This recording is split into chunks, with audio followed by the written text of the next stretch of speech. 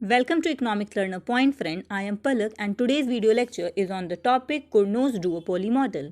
तो सबसे पहले आपको ये जानने की आवश्यकता है कि डुओपोली का क्या मतलब होता है। डुओपोली का यह कंसेप्ट है कि जिस मार्केट में केवल दो ही प्रोड्यूसर होंगे जो कि सेम प्रोडक्ट को सेल आउट कर रहे होंगे वो आपका डुओपोली मार्केट कहलाएगा।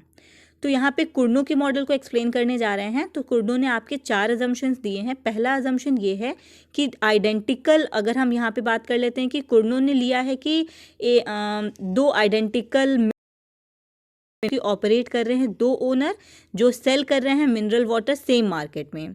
तो जो आपका वाटर है वो आइडेंटिकल है और होमोजीनियस है, मतलब कि जो आपका मार्केट है उसमें दोनों प्रोड्यूसर होमोजीनियस प्रोडक्ट को सेल आउट करेंगे। दूसरा अजम्पशन है कि जो कॉस्ट ऑफ प्रोडक्शन है आपको वो जो मिनरल वाटर को बनाने में जो पैसे लग रहे हैं वो ज़ीरो है, एक भी रुपया आपका नहीं लग रहा है, cost of production will be zero. Third assumption ये है कि वहाँ पे जो मार्केट है डुओपोलिस्ट को फुल इंफॉर्मेशन है डिमांड की, कि मार्केट में कितना डिमांड होने वाला है, मार्केट डिमांड की फुल इंफॉर्मेशन है।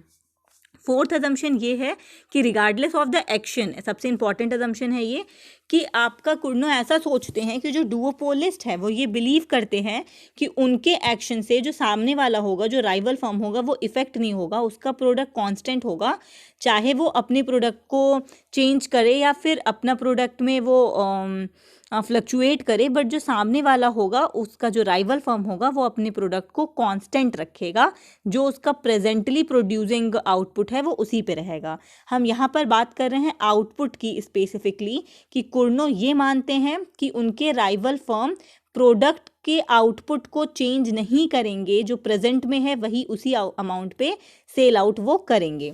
तो आपके यहाँ पे 4 अजम्पशंस हैं। जो पहला है कि होमोजीनियस प्रोडक्ट सेल आउट करेंगे, जो कॉस्ट, सेकंड है कॉस्ट ऑफ प्रोडक्शन को कांस्टेंट ज़ीरो रखेंगे, फुल इंफॉर्मेशन है डुओपोलिस्ट को कि मार्केट का क्या डिमांड होगा, और आपका fourth and the most important है कि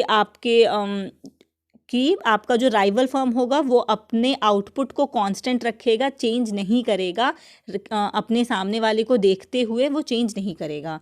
so let's begin the concept. तो यहाँ पर हम बात कर रहे हैं कुर्नो की। तो अगर हम ऐसा सोचें कि हम जो प्रोड्यूसर हैं, सबसे पहले एक प्रोड्यूसर फॉर्म में एंटर करता है, उसको हमने बोला प्रोड्यूसर 1। प्रोड्यूसर ए मार्केट में एंटर कर रहा है वाटर स्प्रिंग के बिजनेस को स्टार्ट करने के लिए। तो जब वो एंटर किया होगा मार्केट में तो वो उसने देखा,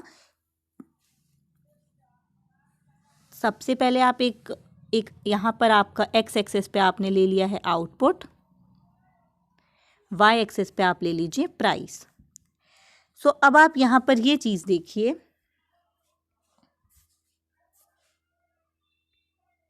आप यहां पर ये देखिए कि आपका जो डिमांड है वो है पूरा का वो है आपका एमडी इज योर डिमांड।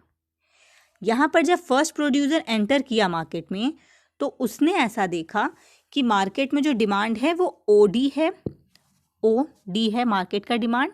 तो वो कितना प्रोड्यूस करेगा, उसने कहा कि मैं इस पूरे डिमांड का आधा प्रोड्यूस कर लेता हूँ। जब वो मोनोपोली थी, जब सबसे पहले वही मार्केट में एंटर किया और उसकी मोनोपोली थी, उसने सोचा मैं इसका हाफ प्रोड्यूस करूँगा। तो उसने बनाया marginal revenue curve. Marginal revenue curve जो उसने बनाया है, मार्जिनल रेवेन्यू कर्व बनाया, तो अब वो प्रोड्यूस कर रहा है कितना, और यहाँ इसको हम नाम दे देते हैं एन। तो ये प्रोड्यूस कर रहा है O N amount of output, और यहाँ पर आपका ये आउटपुट हो गया, इस पे ये प्राइस हो गया। यहाँ से हमने क्यों बताया, क्योंकि जो कॉस्ट ऑफ प्रोडक्शन है वो ज़ीरो है, तो यहाँ पे ही इक्विलिब्रियम होगा। मार्जिनल रेवेन्यू जब इक्वल होगा जो मार्जिनल रेवेन्यू आपका इक्वल होगा मार्जिनल कॉस्ट से, और कॉस्ट आपकी कितनी है, ज़ीरो है, तो ज़ीरो कहाँ पे होगा, वो एक्सी एक्सेस पे होगा। तो मार्जिनल रेवेन्यू आपका बराबर है ज़ीरो पे। तो अब ये कितना प्रोड्यूस कर रहा है, O N, this is N, O N K P, O N K P उसको पूरा का पूरा प्रॉफिट हो रहा है। This portion is the profit area of producer A. Then क्या करता है, जो सेकंड प्रोड्यूसर है वो मार्केट में एंटर करता है। सेकेंड प्रोड्यूसर मार्केट में एंटर करता है और देखता है कि ND अब आपका बचा हुआ है, प्रोडक्शन नहीं हो रहा है, तो वो उसका हाफ प्रोड्यूस करने की बात करता है और वो मार्जिनल रेवेन्यू वो रखता है अपना, उसका हाफ। अब यहाँ जो इक्विलिब्रियम है वो अगेन आपका होगा कि MR मार्जिनल रेवेन्यू आपका बराबर होगा मार्जिनल कॉस्ट से। तो ये प्रोड्यूस करने लग गया कितना, कि इसका हम नाम दे देते हैं H। ये प्रोड्यूस करने लग गए H तक। तो अब आप ये देखिए,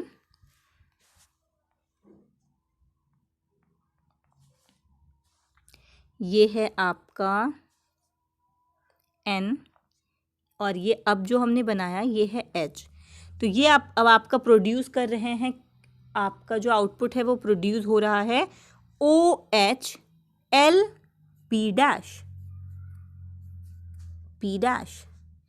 यहाँ तक का अब ये प्रोड्यूस कर रहे हैं। तो अब आपने यहाँ पे आप नोटिस करिए कि सबसे पहले जब प्रोड्यूसर A केवल प्रोड्यूस कर रहा था तो उसको कितना प्रॉफिट हो रहा था, उसको उस पॉइंट ऑफ टाइम पे जो प्रॉफिट हो रहा था वो ये पूरा पोर्शन उसका प्रॉफिट हो रहा था, जो क्या है ONKP।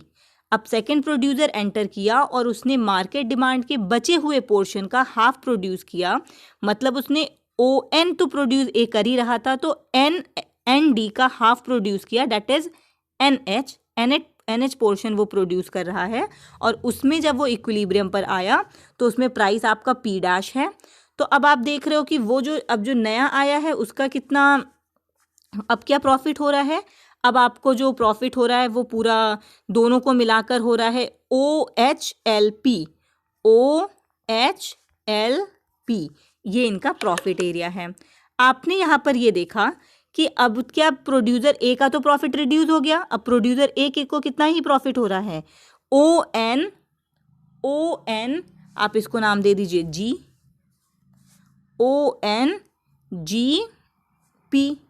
ONGP। अभी ये तो इनको इतना ही प्रोड्यूस हो रहा है भाई, तो इन्होंने देखा कि मुझे क्या हो रहा है, कम प्रॉफिट हो रहा है, जबकि पहले जब मैं केवल अकेले प्रोड्यूस कर रहा था तो मुझे ज़्यादा प्रॉफिट हो रहा था। अब आप इसको साफ डायग्राम में देख लीजिए कि अभी यहाँ पर हमने आपको बोला कि एक डिमांड साइड पे यहाँ पे आप ले लीजिए आउटपुट एंड यहाँ पे आपने ले लिया प्राइस। आपने देखा डिमांड था आपका DD डिमांड था, प्रोड्यूसर A उसमें एंटर करते हैं और प्रोड्यूस करते हैं पूरे डिमांड का आधा, तो उनको जो प्रॉफिट हो रहा था वो उनका प्रॉफिट एरिया था पूरा ये, दैट इज OACP। जब फिर नए प्रोड्यूसर आए और उन्होंने उस जब बचे हुए पोर्शन का दैट इज BD का हाफ प्रोड्यूस किया, AD पोर्शन उन्होंने प्रोड्यूस किया हाफ, उन्होंने हाफ उसका प्रोड्यूस किया, तो अब उनको कितना प्रॉफिट हो रहा है, अब जो पूरा प्रॉफिट हो रहा है दोनों को मिला के वो इतना है, और A का प्रॉफिट रिड्यूस हो गया है, A को अभी प्रॉफिट हो रहा है OA, आप इसको नाम दे दीजिए C, OA आप इसको नाम दे दीजिए Z, OAZP डैश। अब इनको प्रॉफिट हो रहा है OAZP डैश का केवल, बल्कि पहले इनको प्रॉफिट हो रहा था OCPCAO का। तो अब आपने इसमें क्या आपने देखा क्या कि इनका प्रॉफिट तो रिड्यूस हो गया, तो अगर अब जब प्रॉफिट रिड्यूस हो गया है तो A क्या करेंगे, A अगेन मार्केट में एंटर करेंगे और अगेन से क्या करेंगे, अगेन से अपने प्राइस को एडजस्ट करेंगे सेम लॉजिक से कि जो पहले वाले प्रोड्यूस कर रहे थे, अगेन वो प्रोड्यूस करेंगे सेम लॉजिक से और अपना प्रॉफिट रीएडजस्ट करेंगे, और ये रीएडजस्टमेंट का प्रोसेस चलता रहेगा, क्योंकि ये लोग अपने पास्ट एक्सपीरियंस से नहीं समझ पाएंगे कि जो राइवल है वो भी रिएक्ट करेगा। अगर आप अपने आउटपुट को चेंज करते हो उससे राइवल भी इफ़ेक्ट होगा और राइवल भी अपने आउटपुट को चेंज करेगा, और ये प्रोसेस आपका कंटिन्यू होता रहेगा तब तक जब तक कि दोनों ही प्रोड्यूसर वन थर्ड OD का प्रोड्यूस नहीं करते, पूरे डिमांड का वन थर्ड प्रोड्यूस करेंगे तब तक ये रीएडजस्ट करते रहेंगे, और एट लास्ट में ये लोग स्टेबल इक्विलिब्रियम पे पहुंच जाएंगे और दोनों मिलकर टोटल जो आउटपुट प्रोड्यूस हो रहा होगा वो 2/3 आउटपुट दोनों मिलकर प्रोड्यूस कर रहे होंगे, और एक एक करके दोनों 1/3 आउटपुट प्रोड्यूस कर रहे होंगे। I hope you understand the video. If you like it please like share and subscribe my channel.